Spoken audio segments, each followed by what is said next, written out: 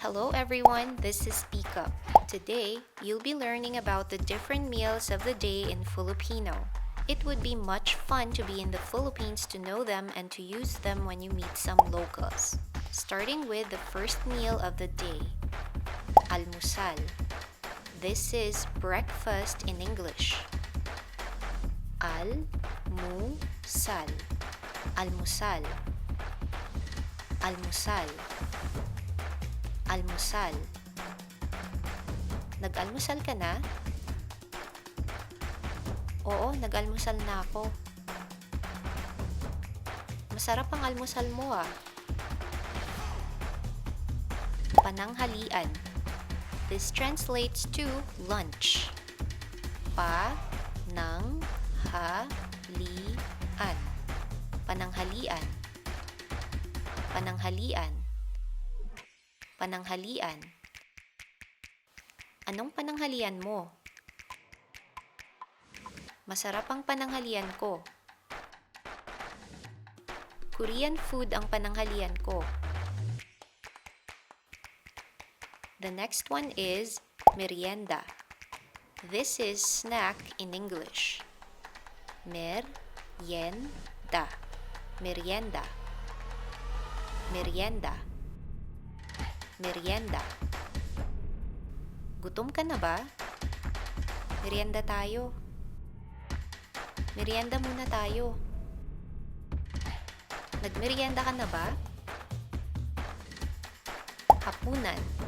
This translates to dinner. Hapunan.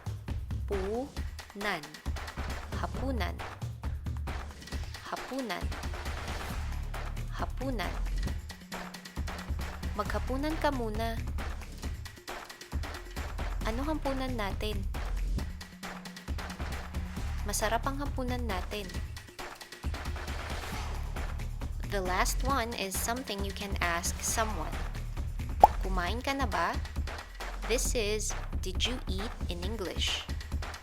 Kumain ka na ba?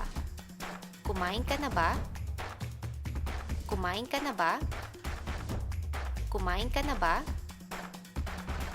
Kumain ka na ba ng almusal? Kumain ka na ba ng pananghalian? Kumain ka na ba ng hapunan? These are just some expressions you can use to talk about meals in Filipino.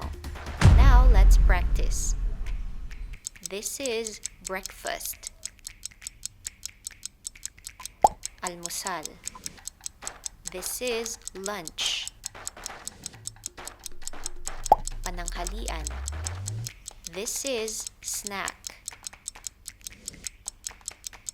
Meryenda. This is dinner. Hapunan. Did you eat? Kumain ka na ba? I hope you find these words useful the next time you talk to a local about having a meal. Try using these words and you'll surely surprise some locals. Thank you for watching. Paalam po.